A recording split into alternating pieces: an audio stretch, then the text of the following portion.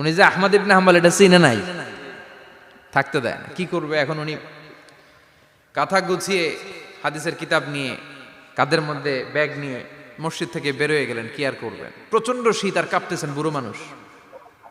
পথিমধ্যে দেখলেন বাজার একজন খাব্বাজ, শাবুন খাব্বাজ, যুবক রুটি বিক্রেতা। সে রুটি বিক্রি করে, চুলার মধ্যে রুটি সেকে। সে যে সালাম দিল, আসসালামু আলাইকুম। যুবক বলে ওয়ালাইকুম আসসালাম। আহমদ ইবনে হাম্বল বলে, যুবক আমার যাওয়ার জায়গা নেই, সফরে বেরিয়েছি, খুব শীতে কষ্ট পাচ্ছি, রাতে যদি তোমার এই চুলা থেকে একটু আগুন পোহাই কোনো সমস্যা? যুবক বলে, না না সমস্যা না, আহলান ওয়া সাহলান, খোশ আমদেদ, আসেন আসেন, আপনি আগুন পোহাইলে আমার সমস্যা কি? সুবহানাল্লাহ পড়েন। আল্লাহ শুকরিয়া করে উনি বসলেন আর আগুন পোহাচ্ছেন। আর খেয়াল করলেন যুবক রুটি বানায় আর পরে আস্তাগফিরুল্লাহ, রুটির দলা বানায় পরে আস্তাগফিরুল্লাহ, খামির বানায় আর পরে আস্তাগফিরুল্লাহ, রুটি নিয়ে উনুনের ভিতরে চুলার ভিতরে সেকা দেয় আর পরে আস্তাগফিরুল্লাহ। দোকানদারের কাছে কেউ আসলেই সে রুটি দেয় আর পরে আস্তাগফিরুল্লাহ। ক্রেতার কাছ থেকে টাকা নিয়ে ক্যাশ বক্সে রাখে আর কি পড়ে? আবার রুটি বানানো শুরু করে আর কি পড়ে? খালি এইটাই পড়তেছে। ইমাম আহমদ ইবনে হাম্বল তো অবাক, কিরে এটা আবার কেমন যুবক, খালি আস্তাগফিরুল্লাহ। উনি প্রশ্ন করলেন, যুবক ঘটনা কি? আসার পর থেকেই তোমার দেখতেছি তুমি রুটি বানাও, রুটি বিক্রি করো আর পড়ো আস্তাগফিরুল্লাহ, মালাকা ইয়া শাবাব। যুবক বলে, আস্তাগফিরুল্লাহ আমার সবচেয়ে বেশি পছন্দের আমল, আমি সব সময় আঠার মতো ইস্তেগফারের সাথে লেগে থাকি আর সব সময় পড়তে থাকি আস্তাগফিরুল্লাহ, আর এর বদৌলতে আল্লাহ আমারে মুস্তাজাবুদ দাওয়া বানিয়ে দিয়েছে। আহমদ ইবনে হাম্বল তো অবাক, আনতা মুস্তাজাবুদ দাওয়া, তুমি মুস্তাজাবুদ দাওয়া রুটিওয়ালা? আমি এত বছর হাদিস পড়াই, আমিও তো মুস্তাজাবুদ দাওয়া না, আর তুমি রুটি বেচো বাজারে, তুমি মুস্তাজাবুদ দাওয়া, তুমি দোয়া করলে সব কবুল হয়ে যায়? যুবক বলে, না আনা মুস্তাজাবুদ দাওয়া, আমি আমার জীবনে যত দোয়া করেছি কবুল করে নিয়েছে কে? সব দোয়া কবুল করে নিয়েছে আল্লাহ, একটা দোয়া ছাড়া। কয়টা? আহমদ ইবনে হাম্বলের কৌতূহল, কিউরিসিটি আরো বেড়ে গেল। কি? সব দোয়া কবুল হয়েছে, একটা দোয়া ছাড়া। মাযালিকা দুআ ইয়া শাব, কি সেই দোয়া? যুবক এবার বলতে শুরু করলো, আমার জীবনে যে দোয়াটা আল্লাহ কবুল করে নাই সেটা হচ্ছে, আমি আল্লাহর কাছে অনেক চেয়েছি, অনেক দোয়া করেছি যে আল্লাহ, শুনেছি এই জামানার সবচেয়ে বড় মুহাদ্দিস, তার নাম নাকি ইমাম আহমদ ইবনে হাম্বল।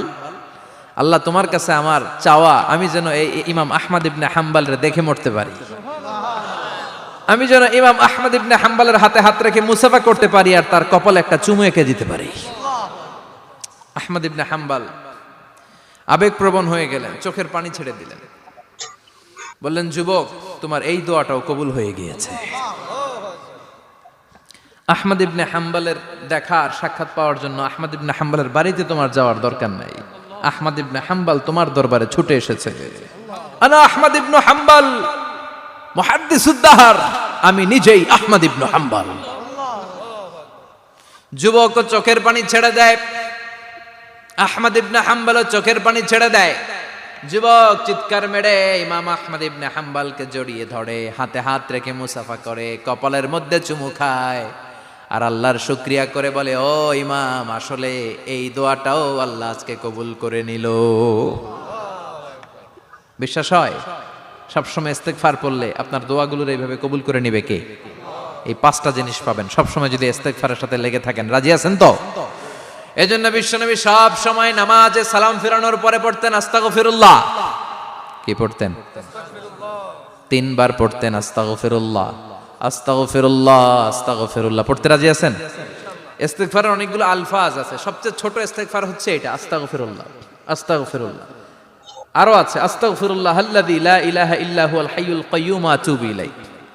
বিশ্বনবী বলেন, এই ইস্তেগফারটা যদি কেউ পড়ে, আত-তাওয়াল্লি মিন ইয়াউমিজ যাহাফ, যুদ্ধের ময়দান থেকে পালিয়ে আসা কবিরা গুনাহ। কি গুনাহ? কাফেরদের সাথে যুদ্ধ, আমি তাগড়া যুবক, তলোয়ার নিয়ে নেমেছি, আমার দেহের এক ফোঁটা রক্ত থাকা পর্যন্ত আমি যুদ্ধ চালিয়ে যাব, আমি ফিরে আসতে পারবো না, আইনটা কার? ফিরে আসলে কবিরা গুনাহ। বিশ্বনবী বলেন, যুদ্ধের ময়দান থেকে ফিরে এসেছে এরকম কবিরা গুনাহ অবলম্বনকারীও যদি আস্তাগফিরুল্লাহ আল্লাযী লা ইলাহা ইল্লা হুয়াল হাইয়ুল কাইয়্যুম ওয়া আতুবু ইলাইহি পড়ে, ওই কবিরা গুনাহকারীকেও ক্ষমা করে দিবে কে? পড়তে রাজি আছেন তো? আবার সাইয়েদনা আবু বকর বললেন, ইয়া রাসূলুল্লাহ আল্লিমনি দুআআন আদউ বিহি ফি সালাতি, এমন দোয়া আপনি আমারে শিক্ষা দেন যেই দোয়াটা আমি নামাজে পড়তে পারি। বিশ্বনবী বললেন, পড়ো আল্লাহুম্মা ইন্নী যালামতু নাফসি যুলমান কাসীরান ওয়া লা ইয়াগফিরুয যুনুবা ইল্লা আনতা ফাগফিরলি মাগফিরাতাম মিন ইনদিক ইন্নাকা আনতাল গফুরুর রহিম। সুবহানাল্লাহ পড়েন।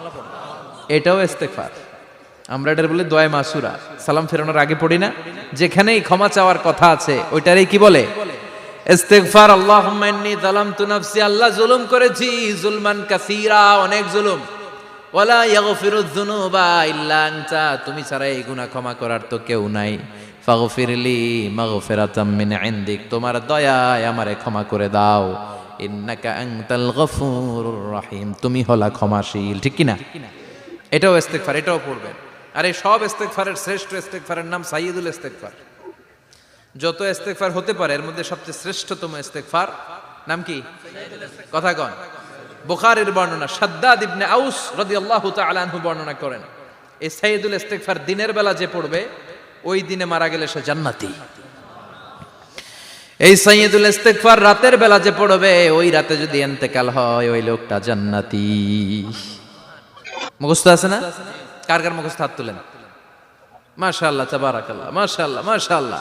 আর যাদের নাই তাদের হোমওয়ার্ক, তাদের আল্লাহুম্মা আনতা রাব্বি লা ইলাহা ইল্লা আনতা খালাকতানি ওয়া আনা আবদুক ওয়া আনা আলা আহদিকা ওয়া ওয়া'দিকা মাস্তাতা'তু আউযু বিকা মিন শাররি মা সানা'তু আবু'ু লাকা বিনি'মাতিকা আলাইয়া ওয়া আবু'ু লাকা বিযামবি ফাগফিরলি ফাইন্নাহু লা ইয়াগফিরুয যুনুবা ইল্লা আনতা। সুবহানাল্লাহ পড়েন।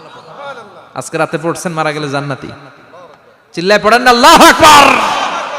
এজন্য বিশ্বনবী বলেন, আমার আগের গুনাহ মাফ, পরের গুনাহ মাফ, তারপরেও প্রতিদিন আমি 70 বার তওবা ইস্তেগফার পড়ি। আজকে থেকে পড়তে রাজি আছেন তো? বেশি বেশি ইস্তেগফার পড়া যাবে না? একটু প্রাণ খুলে দিল খুলে আওয়াজ করে পড়েন তো আস্তাগফিরুল্লাহ। আর জোরে পড়েন আস্তাগফিরুল্লাহ। আবার সবাই পড়েন আস্তাগফিরুল্লাহ। সব সময় তওবা ইস্তেগফার যারা পড়ে তাদেরকে পছন্দ করে কে? সব সময় জিকির করে করে জিহ্বাটারে যারা ভিজিয়ে রাখে তাদেরকেও পছন্দ করে কে? আল্লাহ বলেন, ওয়াযকুর রাব্বাকা ফি নাফসিকা তাদাররুআন ওয়া খীফাতান ওয়া দুনাল জাহরি মিনাল কওলি বিল গুদুবি ওয়াল আসাল ওয়া লা তাকুম মিনাল গাফিলিন। সুবহানাল্লাহ পড়েন। আল্লাহ বলেন, ওয়াযকুর রাব্বাকা ফি নাফসিক, আল্লাহরে মনে মনে ডাকো। তাদাররুআন ওয়া খীফা, আল্লাহর জিকির করতে আল্লাহ বলেছেন ফি নাফসিক। বুঝতেছেন না অর্থ? ফি নাফসিকা, মনে মনে আল্লাহর জিকিরটা করো। তাদাররুআন ওয়া খীফা, তাদাররুআ মানে বিনয়ের সাথে, with full of humility, submission and humbleness. বিনয়ের সাথে আল্লাহরে ডাকো। ওয়া খীফা, গোপনে গোপনে ডাকো। দুনাল জাহারি মিনাল কওল, চিৎকার চেঁচামেচি করে ডেকো না। কার কথা? আওয়াজ করে জিকির করো না। এই যে আমরা মাহফিলে লা ইলাহা ইল্লাল্লাহর জিকির করে, এটা তালিমান। উদ্দেশ্য কি? তালিমের জন্য আওয়াজ করে জিকির জায়েজ আছে, কিন্তু ব্যক্তিগত জিকিরের যে ইবাদতটা এটা আস্তে আস্তে হইতে হবে, এটা ভদ্রভাবে হতে হবে, চিল্লাচিল্লি করে নয়। আবার তালিমের জিকির ওইটাও ভদ্রভাবে। ইন্নাল্লাহা জামিল ইউহিব্বুল জামাল, আমার আল্লাহ সুন্দর, আমার আল্লাহর জিকিরের মধ্যেও সৌন্দর্য আছে না নাই? কিন্তু এদেশে জিকিরের ভেতরে লাফালাফি আছে না নাই? বেশি না কম? কি বসেন বসেন, হ্যাঁ বসে যান তো, অনেক ধরনের আছে জিকির। হ্যাঁ বসেন বসেন, বসে যান। হ্যাঁ হাইবার আলী, এটা কি আবার জালালি? তো এই যে ইন্নাল্লাহা জামিল ইউহিব্বুল জামাল, আমার আল্লাহ সুন্দর, আমার আল্লাহর জিকিরের মধ্যেও সৌন্দর্য আছে না নাই? তালিমের উদ্দেশ্যে সবাই মিলে জিকির করা যায়, কিন্তু চিল্লাফাল্লা করা যাবে না, লাফালাফি করা যাবে না, মাথা ডানে বায়ে ঝোলানো যাবে না। ঠিক কিনা?